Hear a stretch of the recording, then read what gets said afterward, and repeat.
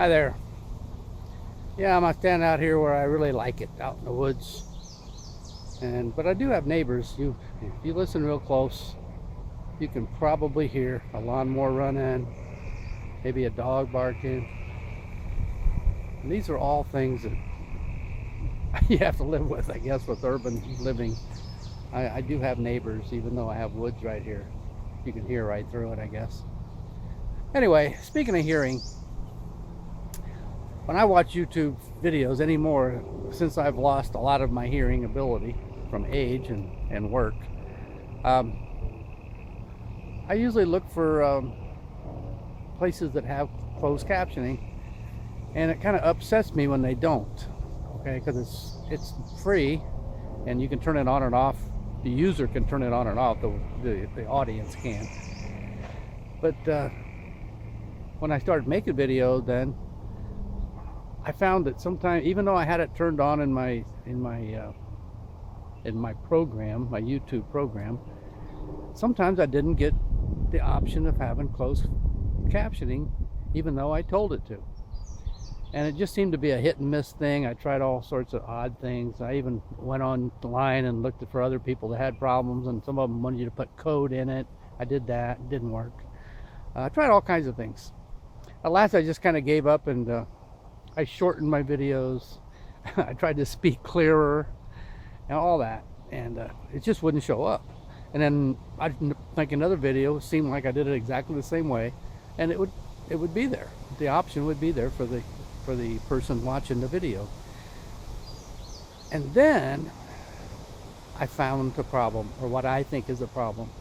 When I would start to upload a video, since I have a slow connection, I live out in the country obviously, I would just turn it on and let it run.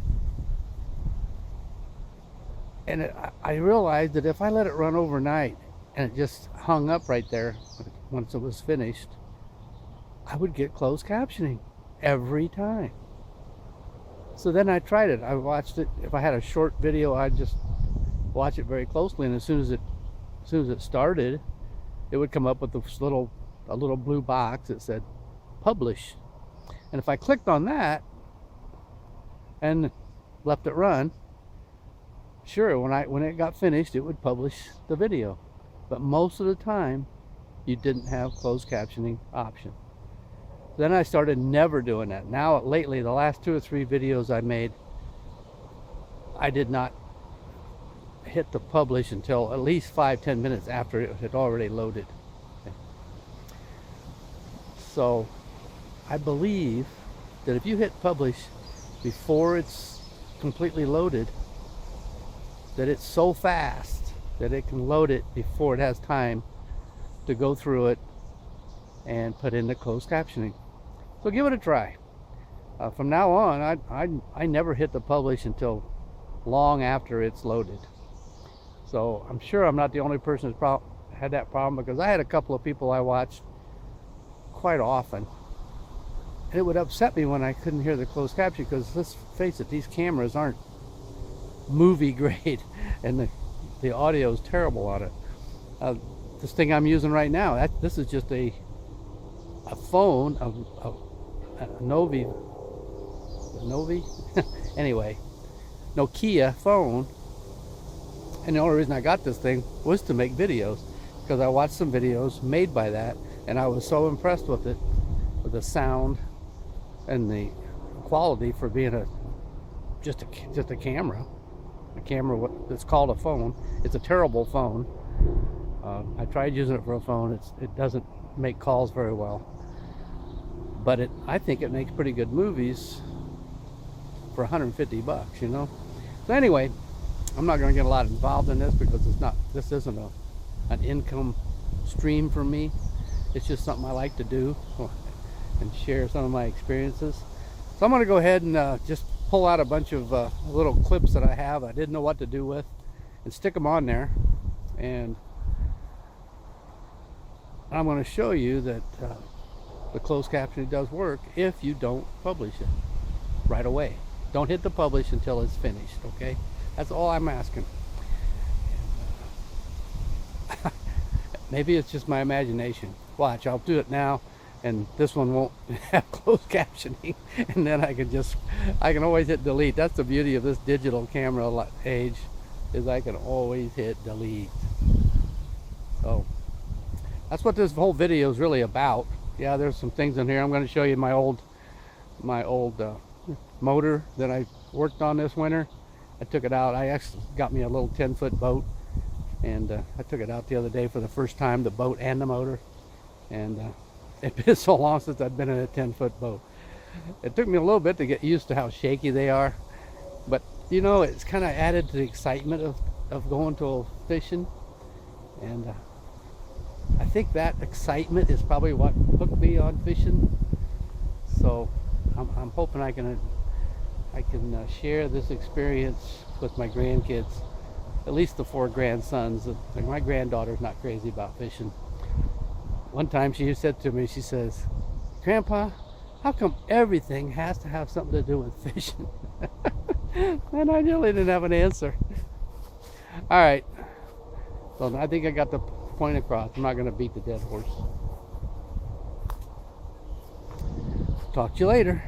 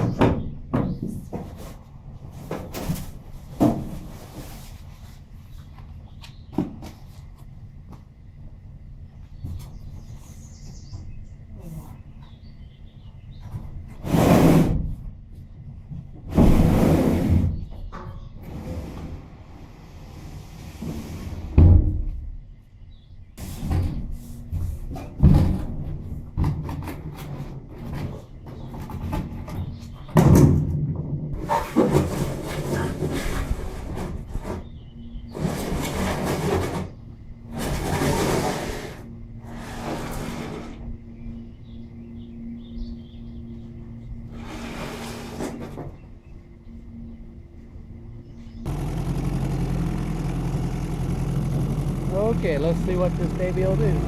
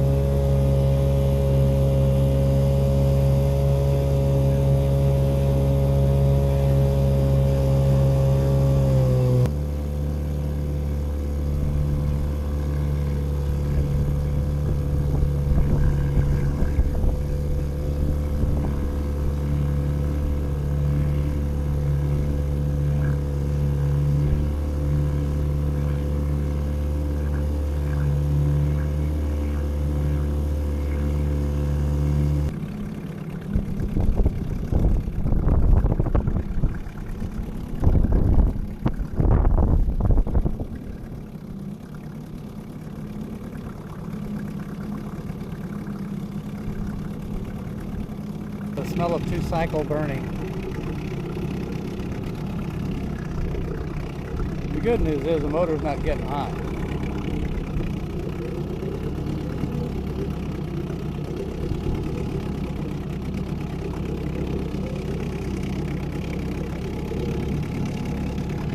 Bad news is I got way too much oil in there.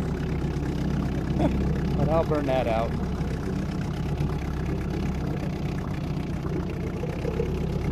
Kind of a new break-in for it.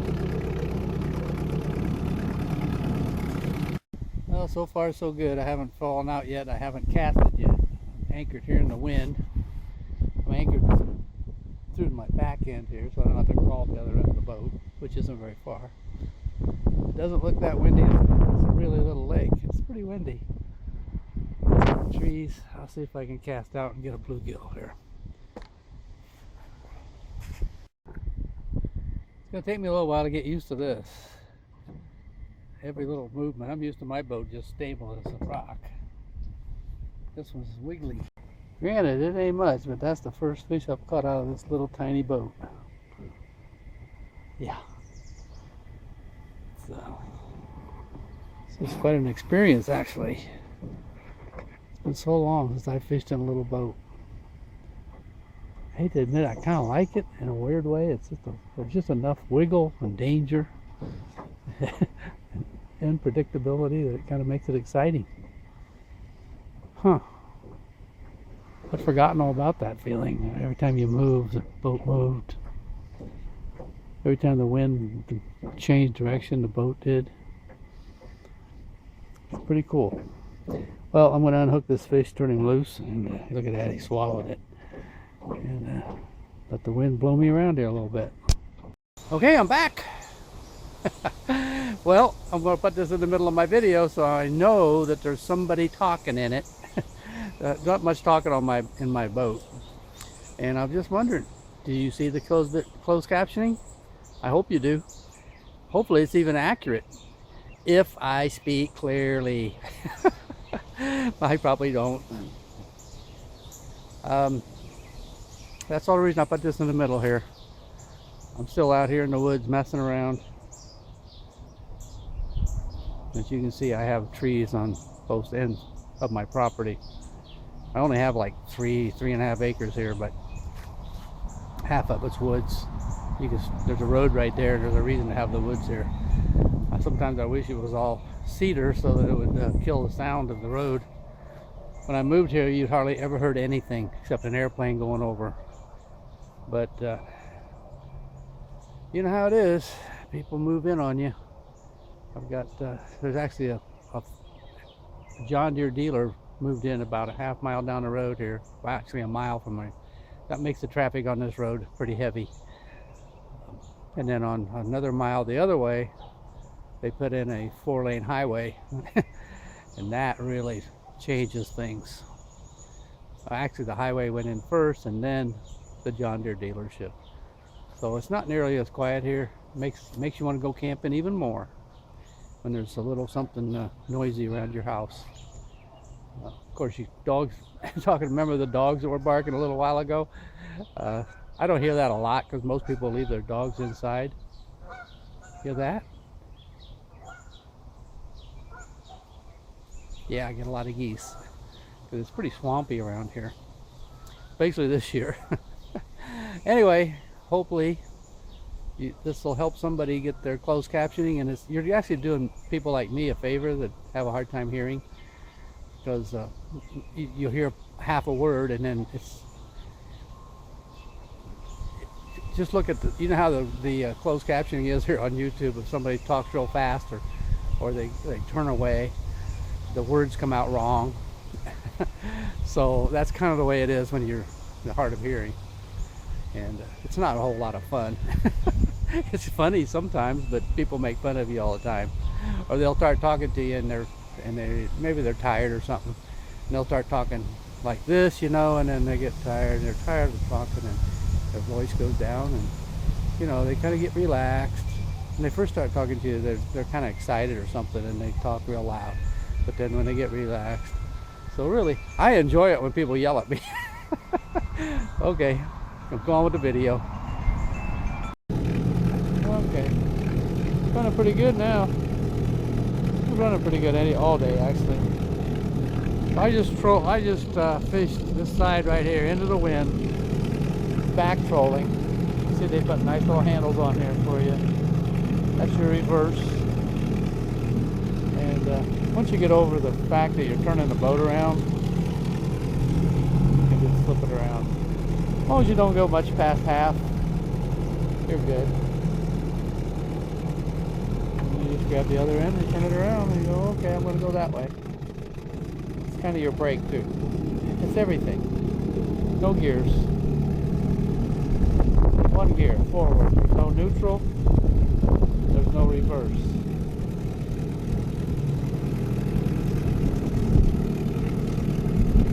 Welcome to the 1950s. See, we're going across here, but very slowly. I could easily troll a crankbait with this thing. I've done it before. Took this thing on vacation about 20 years ago. 30. And trolled a couple of walleyes, caught some pike, muskies. Yeah, you can do it.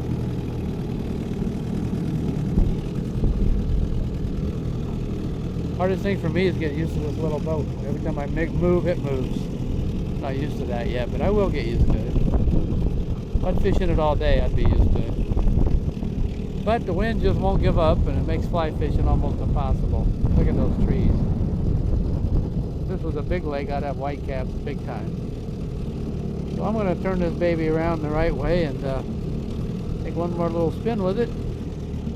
When I get up to the dock, I'm going to turn off the gas and let it run until it dies. And that way, when I go to start it the first time, it won't be flooded. If you leave the carburetor full of gas, when you turn it, lay it down on its side, it goes in the cylinder, and then it'll plug it up. Right here, this is the that's the on-off valve.